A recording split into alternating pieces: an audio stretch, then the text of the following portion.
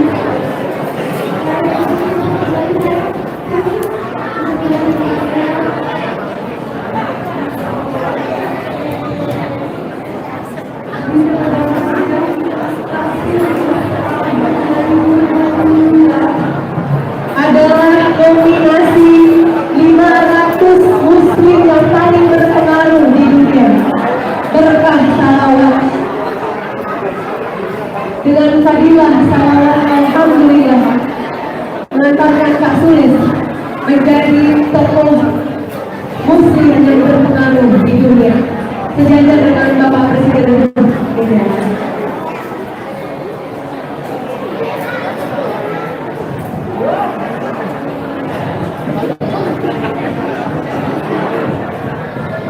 Hadirin yang berbahagia, selanjutnya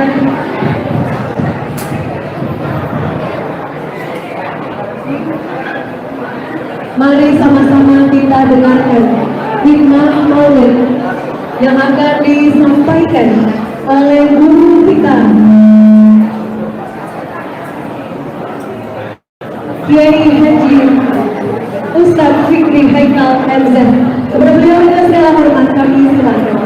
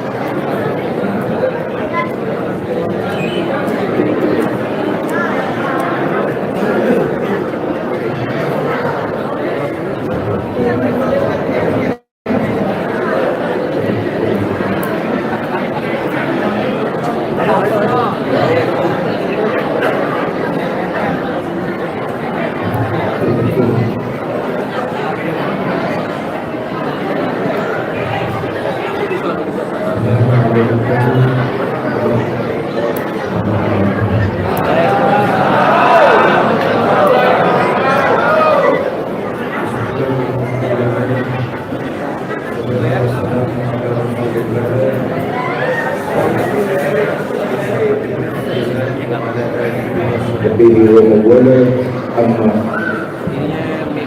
Yang mulia para ulama, para kiai, para habaib, para asatidz dan asatidz, banyak sekali para ulama, para habaib yang hadir di tengah-tengah majelis kita. Mudah-mudahan Allah turunkan rahmat kepada kita semua. Yang saya hormati, cek mic-nya nggak ada yang kedengaran dikit Pak. Ayo. Cek satu dua, echo-nya dimatikan saja. Cek satu dua, nah echo-nya dimatikan, volumenya gedein sedikit. Yang saya hormati para tokoh masyarakat, pejabat pemerintah baik sipil TNI maupun Polri, Ketua Umum FPMM, Saudara Umar Kek Ohotena, Keluarga Besar Muslim Maluku, serta organisasi Forkabi dan organisasi kemasyarakatan yang lainnya yang saya hormati, ibu bapak saudara-saudara kaum muslimin yang saya cintai. Tahun ke-11 Hijriah, cek 1 2. Ini pidato kalau begini kagak lama ya. Tahun ke-11 Hijriah, Rasulullah Sallallahu Alaihi Wasallam melaksanakan ibadah yang dalam sejarah dikenal dengan peristiwa ibadah haji.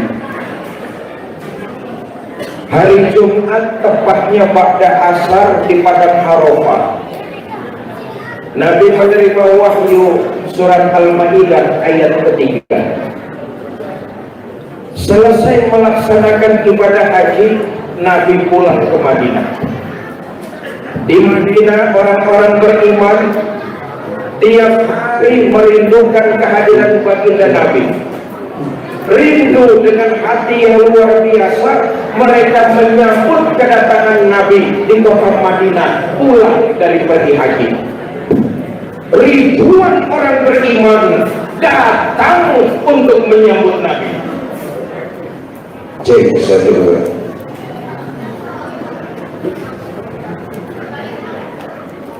Cek ya, echo-nya minta tolong dimatikan saja. Sampai mana gue tadi ngomong tadi?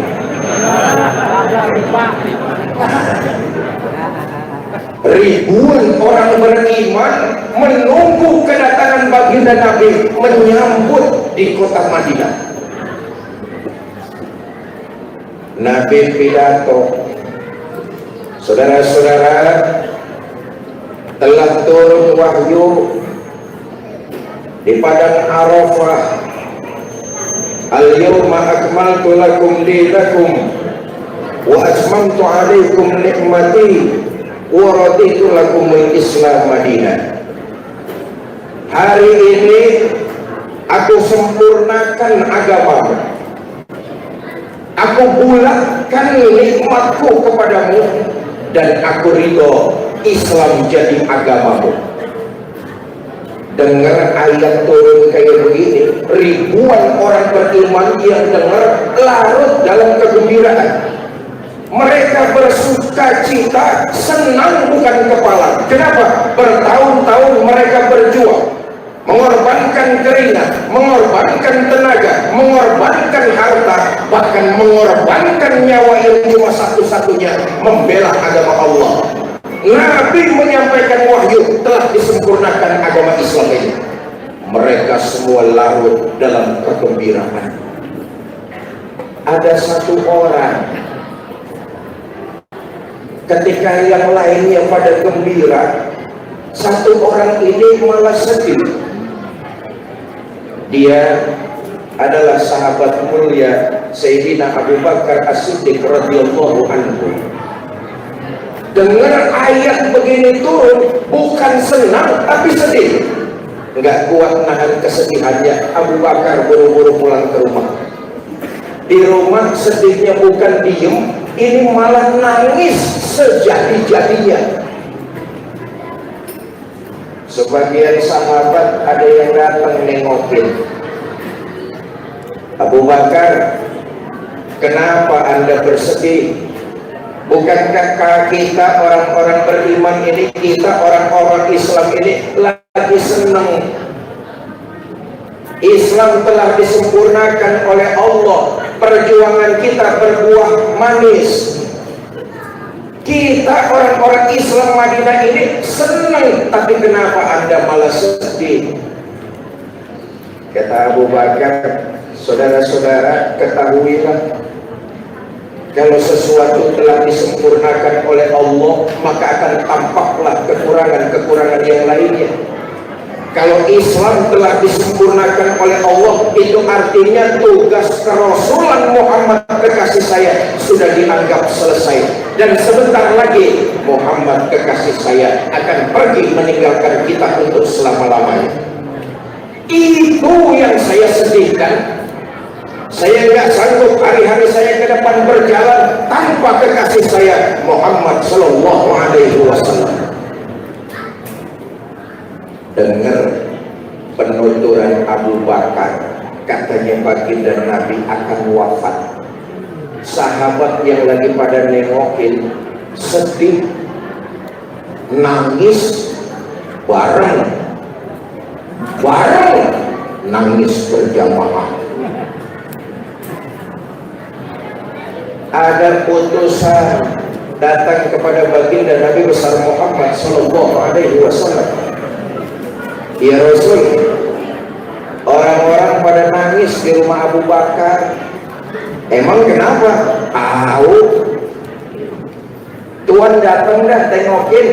Kenapa sebagian sahabat pada nangis di sana? Nabi datang ke rumah Abu Bakar.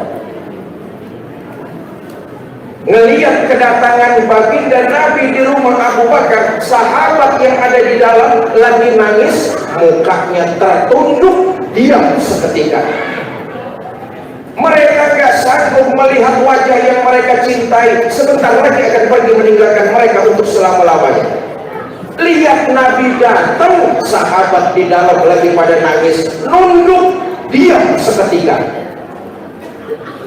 Ada yang nunduknya sambil sesegukan, ada yang nunduknya air matanya beleber, ada juga yang ingusnya pada meler, yang namanya lagi nangis. Kata baginda Nabi, saudara-saudara, kenapa kalian sedih? Sayyidina Ali bin Abi Thalib karamallahu wajhah memberanikan diri.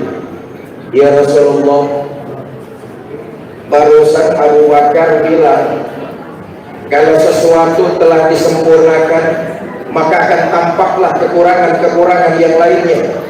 Kalau Islam telah disempurnakan oleh Allah, itu artinya tugas kerasulan Tuhan sudah dianggap selesai. Dan sebentar lagi, benar apa enggak, Tuhan akan meninggalkan kami untuk selama-lamanya. Apa jawab baginda Nabi? Saudara-saudara, yang disampaikan Abu Bakar benar. Tugas kerasulan saya sudah selesai. Dan sebentar lagi saya akan menghadap kekasih saya Allah Subhanahu wa Ta'ala.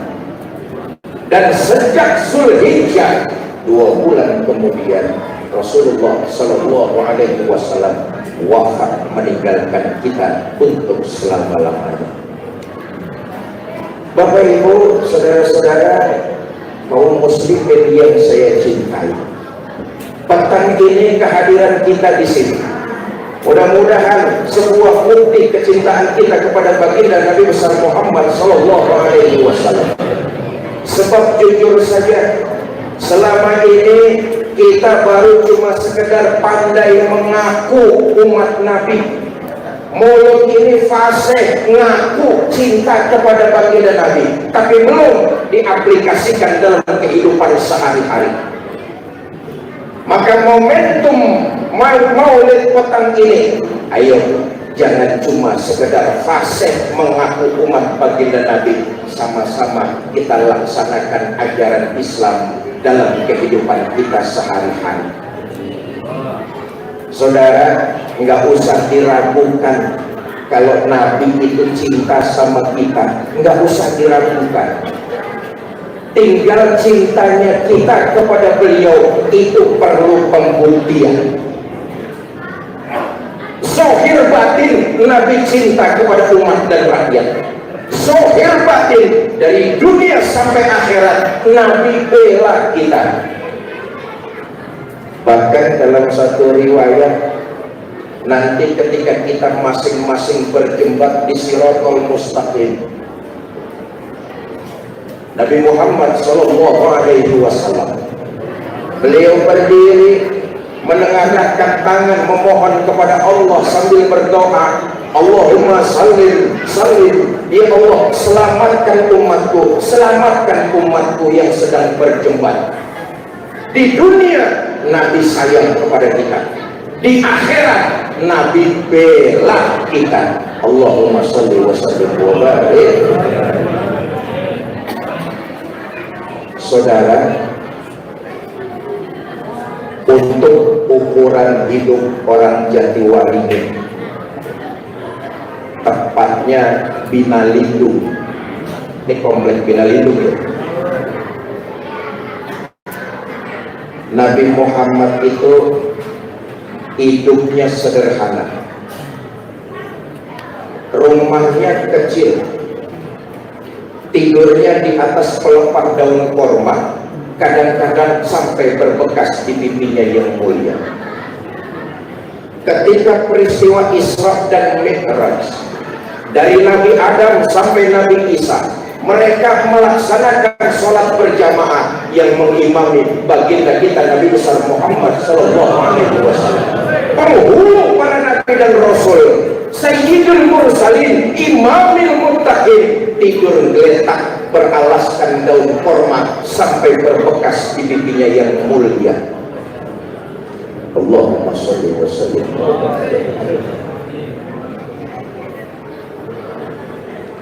Sarapan paginya seteguk air zam-zam, sepotong roti, kadang-kadang 1-2 butir korma. Dalam hidup yang begitu sangat sederhana, Allah menawarkan kepada baginda Nabi, wala sawfa yu'tika rabbuka fatardah. Muhammad, apa saja yang kamu minta aku penuhi, asal bisa membuat hati kamu senang. Mau apa Muhammad? Ngomong. Mau harta yang banyak? Ngomong. Mau jabatan tinggi? Ngomong. Mau pangkat yang luas? Aku berikan, asal bisa membuat hati kamu senang. Mau atau Muhammad? Kira-kira kalau kita yang ditawarin kayak begitu, kita ambil apa enggak? Paruh namanya itu. Nabi ditawarin harta, ditawarin jabatan, ditawarin pangkat oleh Allah secara langsung, oleh Allah. Apa jawab baginda kita? Izan ya Rabb. Anak-anak saya tolong diam yang di belakangnya saya.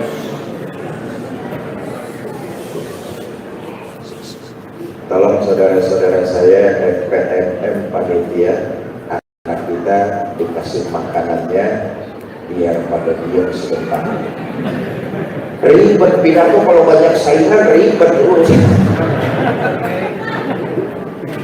Sampai mana lagi gue ngomong barusan? Apa jawab baginda kita begitu mendapat tawaran dari Allah?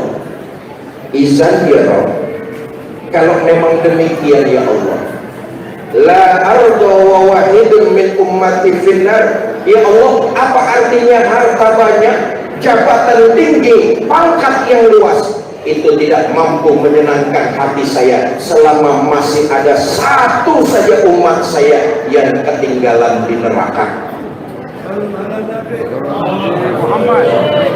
Walhasil Nabi lebih memilih hidup sederhana, mementingkan umat dan rakyat daripada bergelimang harta, pangkat, dan jabatan.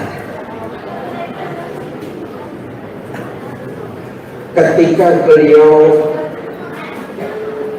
menjelang ajal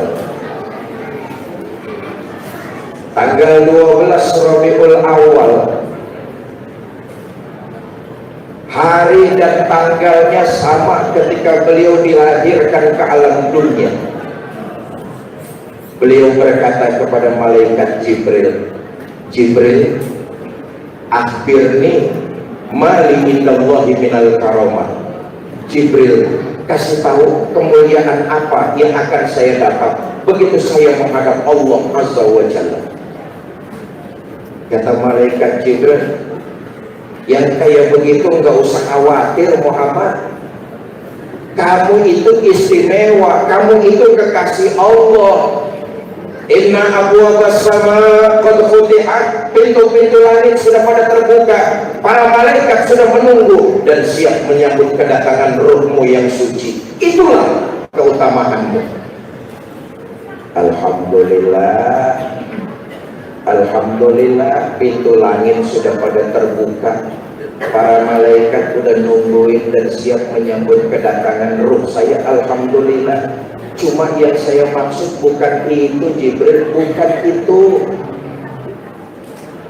Loh, yang kamu maksud apa Muhammad? Umat saya Jibril, umat saya yang udah jam 5 sore teman-teman FPMM pulang dari kantor langsung maulid di Bina Lindung, itu mereka bagaimana? Itu kan umat saya, mereka bagaimana Jibril? Nih, semuanya ditanyain sama baginda Nabi.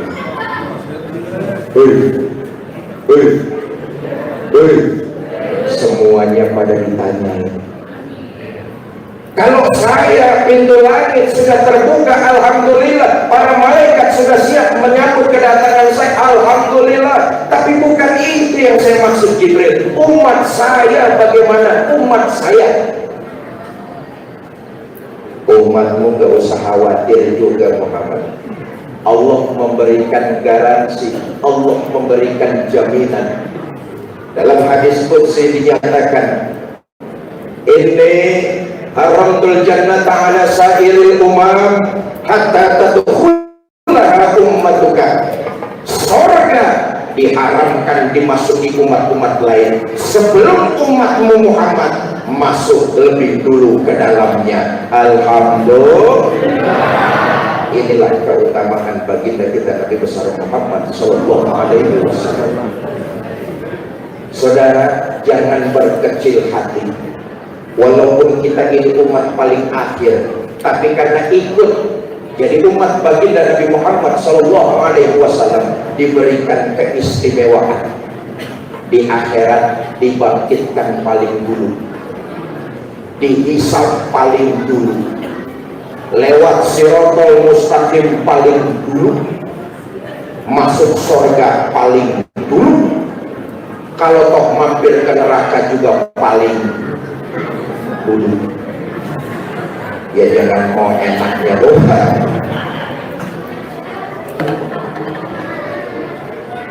Jelaslah bahwa baginda Nabi zahir dan batin cinta kepada kita.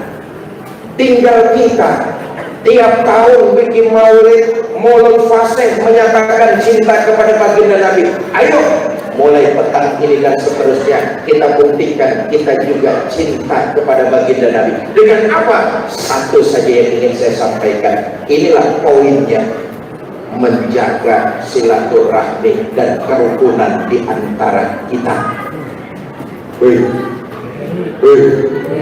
Saya bangga dan bersyukur saya dengan keluarga FPMM ini sudah puluhan tahun, dan saya merasa di FPMM ini bukan sebagai seorang tamu. Saya adalah keluarga yang datang ke tengah-tengah keluarganya. Kenapa? Dalam rangka merajut silaturahmi.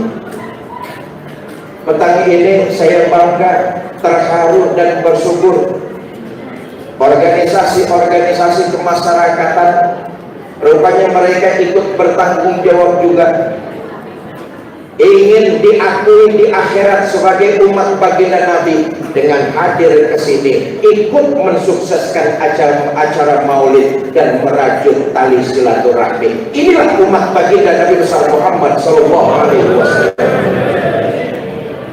Betapa penting merajut silaturahmi, karena dari situlah Islam akan mengalami kejayaan.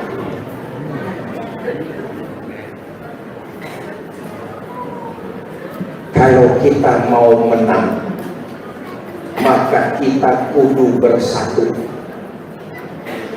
Kalau kita udah bersatu, pasti kita kuat. Kalau kita mau kuat, maka hidupkan silaturahmi. Maka silaturahmi jelas kunci sebuah kemenangan. Kalau kita mau kuat, kalau kita mau maju, kuncinya adalah menjaga kerukunan dan jangan memutus silaturahmi. Diceritakan saudara, betapa azabnya luar biasa orang yang senangnya fitnah, provokator, lalu memutus tali silaturahmi dan persahabatan. Luar biasa. Kita umat Islam hati-hati, jangan sampai terjebak kepada provokator, tukang fitnah, tukang hasut yang ingin memecah belah kita umat Islam.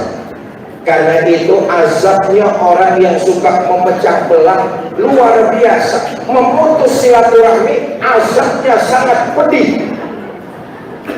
Orang yang jadi biang kerok di dunia pasti hidupnya sengsara, di akhirat azabnya luar biasa. Dulu ada orang kaya mau pergi haji, saking banyaknya uang, ini orang kaya bingung mau nitipin uang sama siapa. Dicari satu kampung, ada orang yang dianggap amanah, namanya Fulan.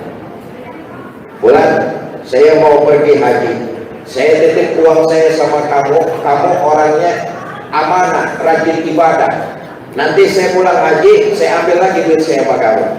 Kata Fulan, Pak, titipin duit bapak sama saya, insya Allah nggak bakalan kurang sepeser pun. Pergi haji dan khusyuk, pulang insya Allah haji yang mabrur. Berangkat nih orang kaya pergi haji. Selesai prosesi haji, pulang ke kampung, langsung ke rumah Fulan. Ketok pintu, Assalamualaikum, Assalamualaikum, Assalamualaikum, sampai 3 kali, pintu gak dibuka-bukain.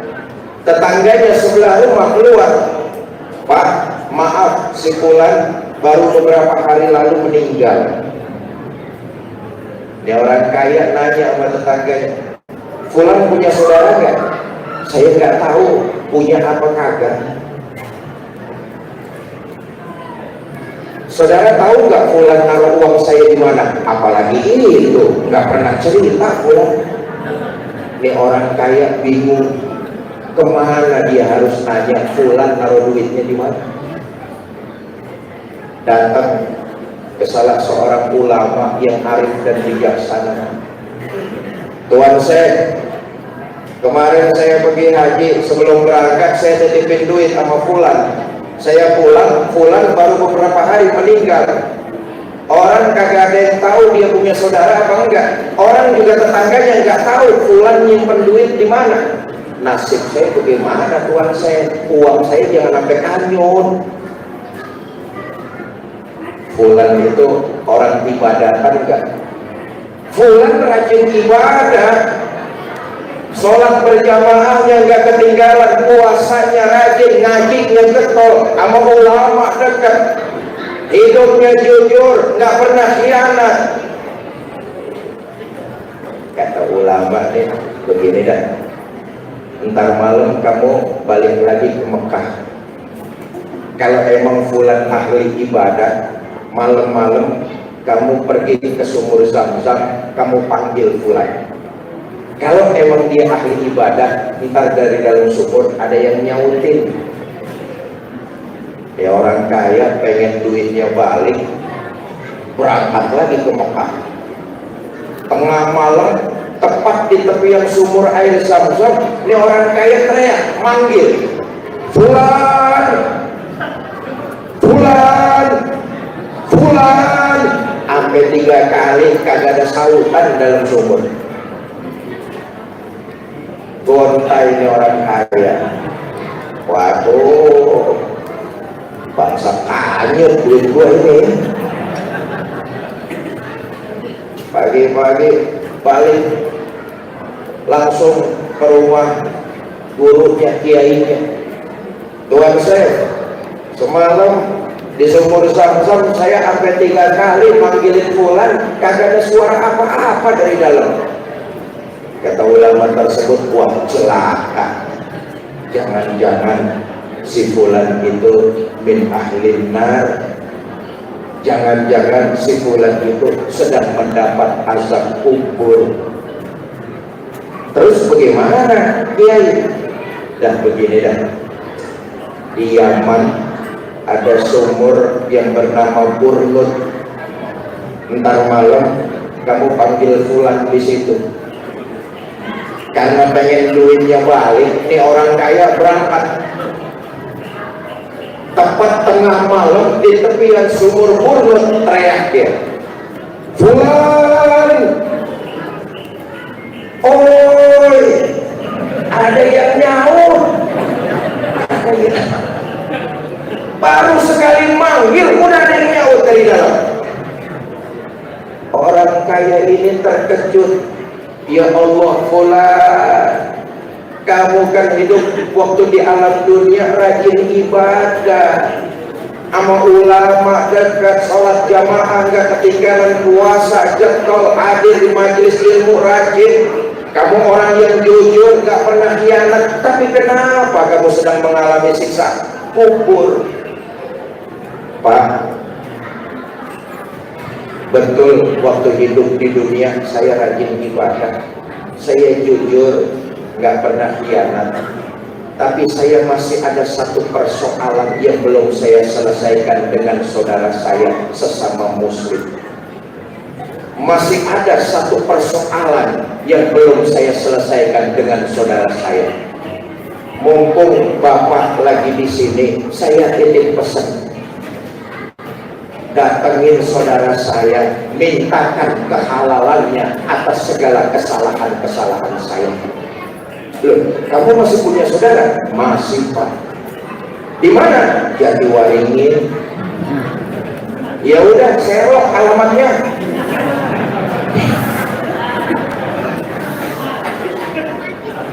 Dikasih tahu alamatnya sama Fulan. Ini Pak, masih ada saudara saya di jalan Anok, daerah Anok. Bapak tolong dah sampaikan permintaan maaf saya, tolong dihalalkan kesalahan saya.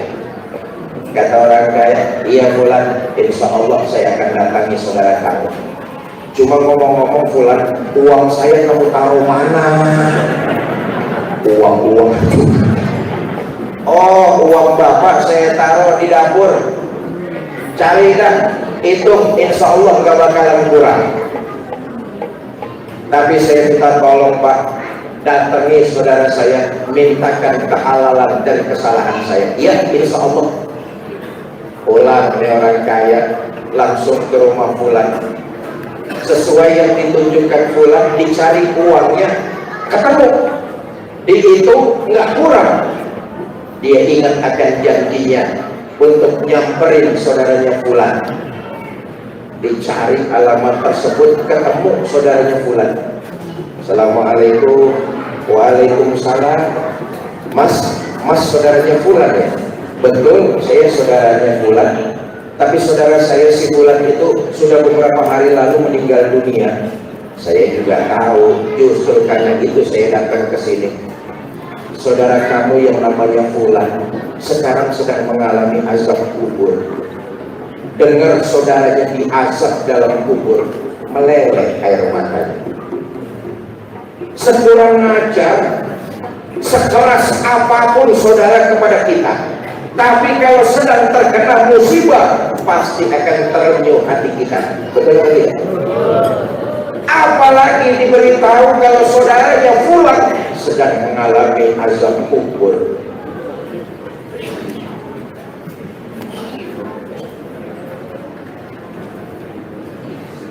Ya, ayo kita cepat makanannya. Ya, omongan gue bisa kalah sama makanannya.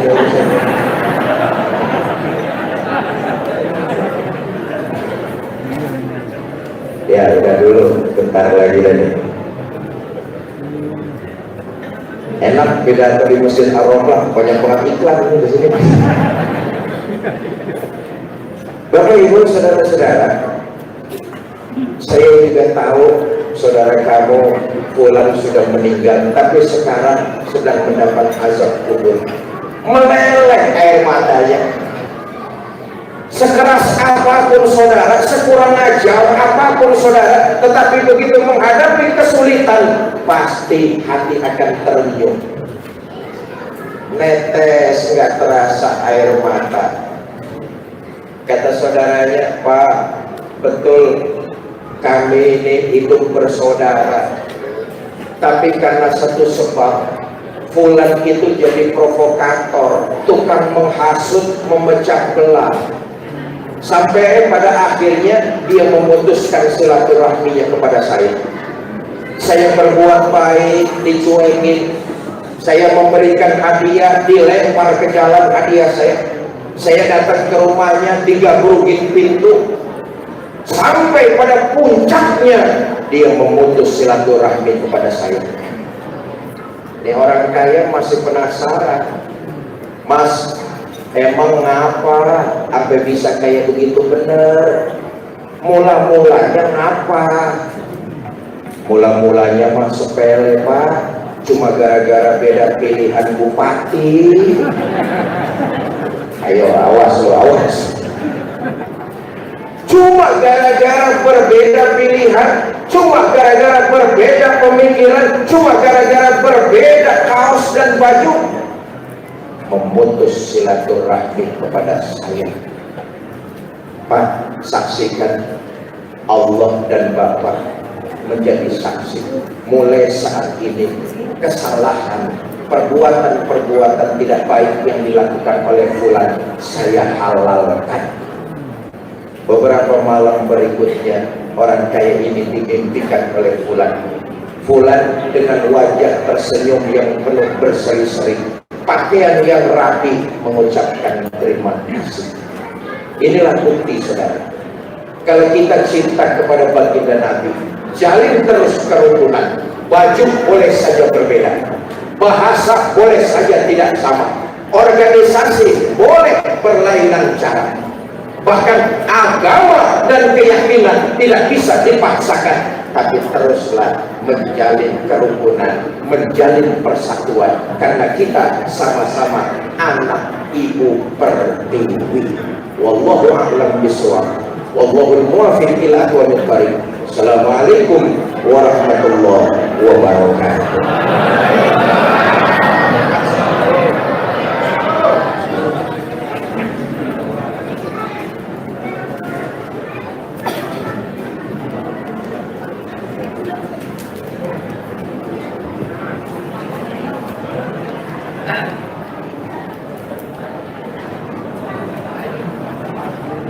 Terima kasih kami aturkan. Alhamdulillah, tibalah kita pada penghujung acara. Sebelumnya kami ucapkan selamat datang kepada Kepala Perwakilan dari Maluku, Bapak Fatah beserta istri. Hadirin berbahagia, mari kita angkat kedua tangan kita